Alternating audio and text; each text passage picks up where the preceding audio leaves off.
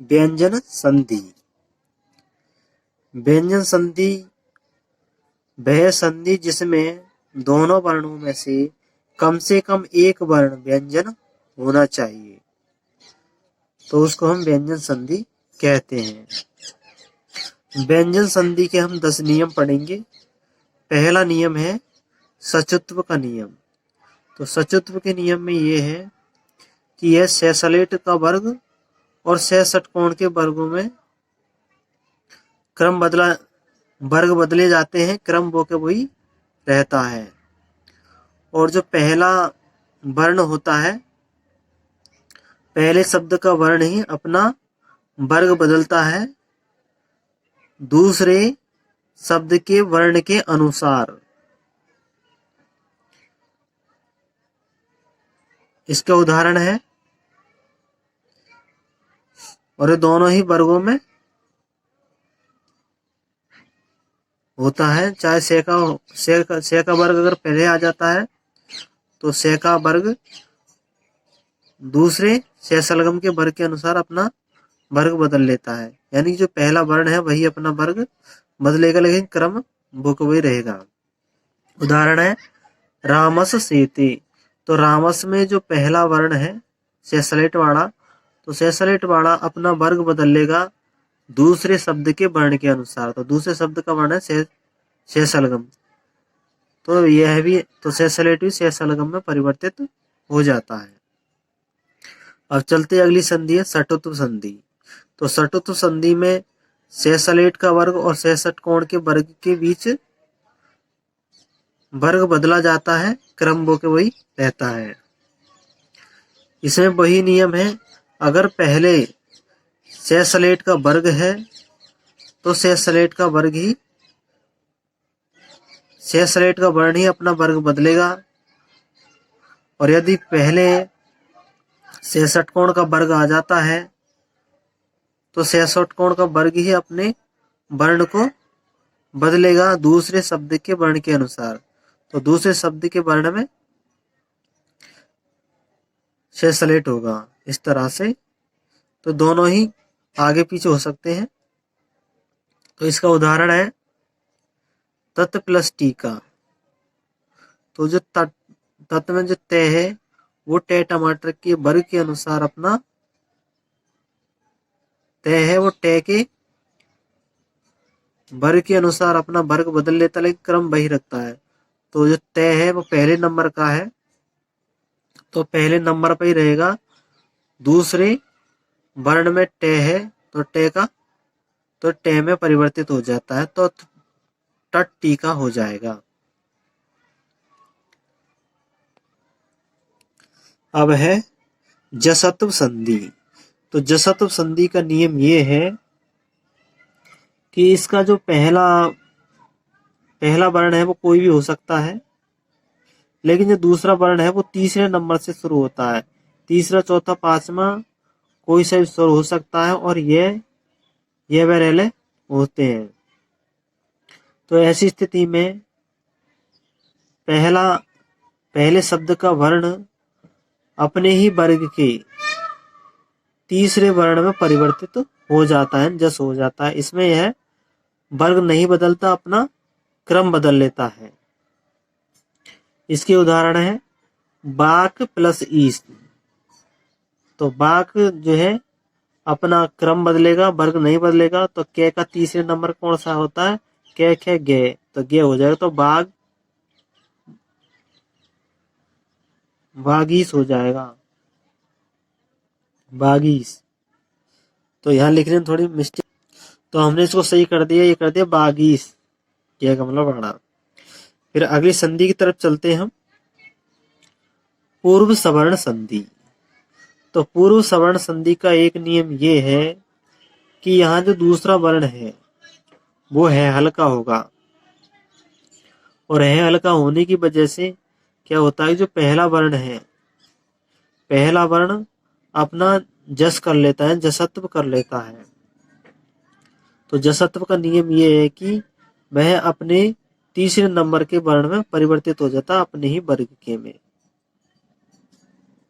और जब वह अपने ही वर्ग के तीसरे वर्ण में परिवर्तित हो जाता है तो इसके अनुसार ही जो है हल है वो अपना वर्ग बदल लेता है, और जो पहले वर्ग यानी कि पहले वर्ण के अनुसार, पहले शब्द के वर्ण के अनुसार अपना वर्ग बदल लेता है और अपना क्रम भी बदल लेता है।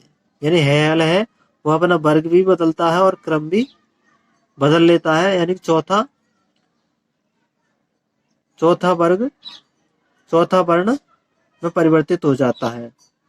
तो इस तरह से इसमें दो लगातार वर्ण आते हैं पूर्व सवर्ण संधि में, यानी कि तीसरा और चौथा। अगला है छठत्व संधि।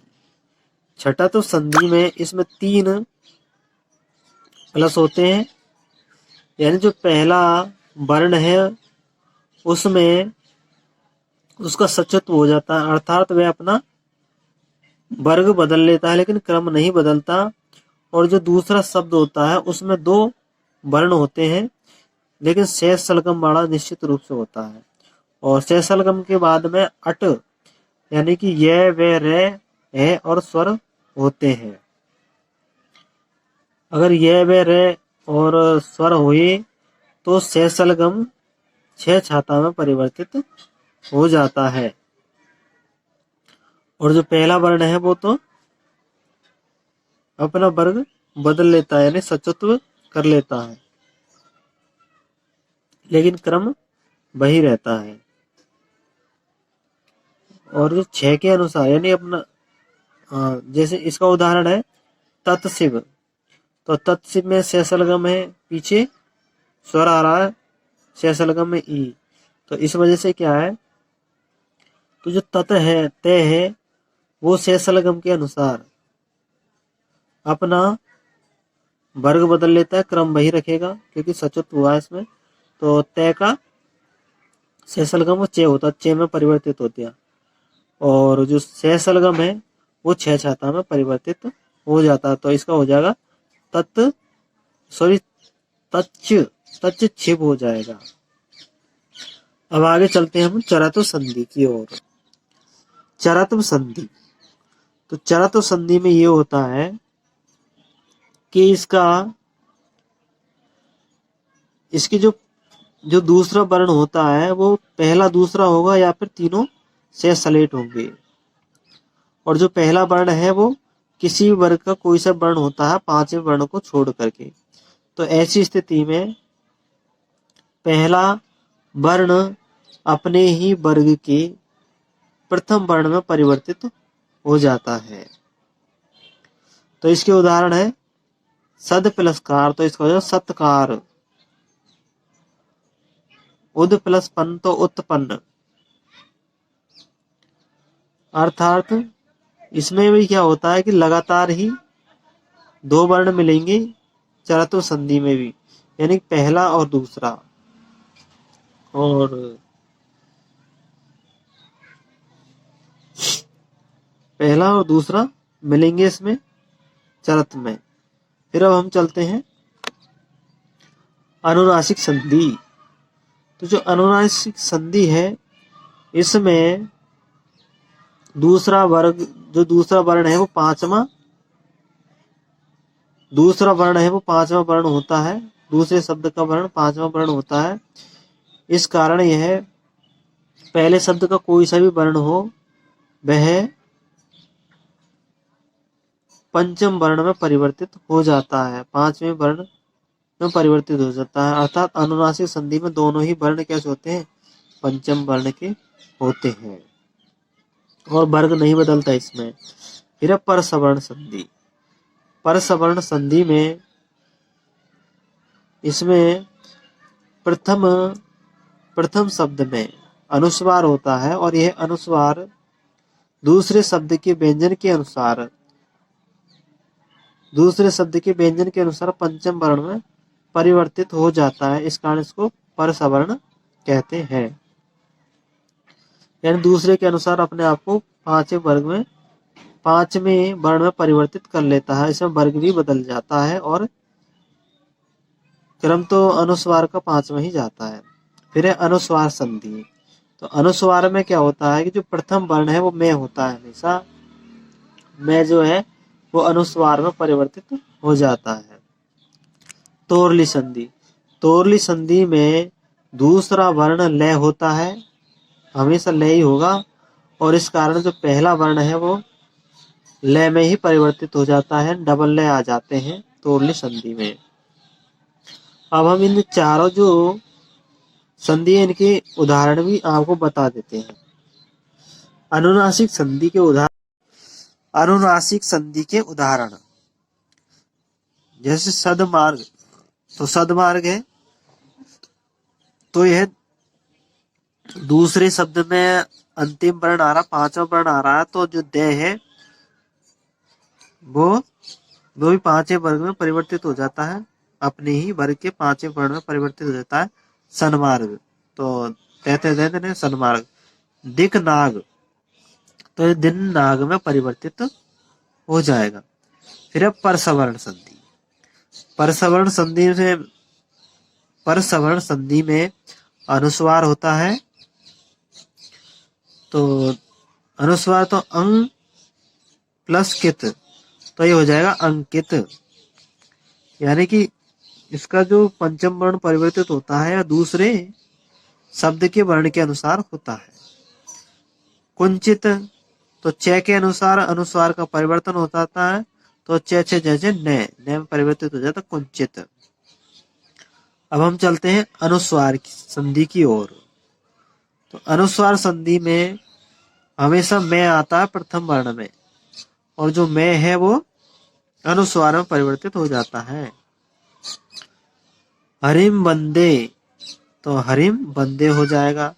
धर्मम चर, तो धर्मम चर।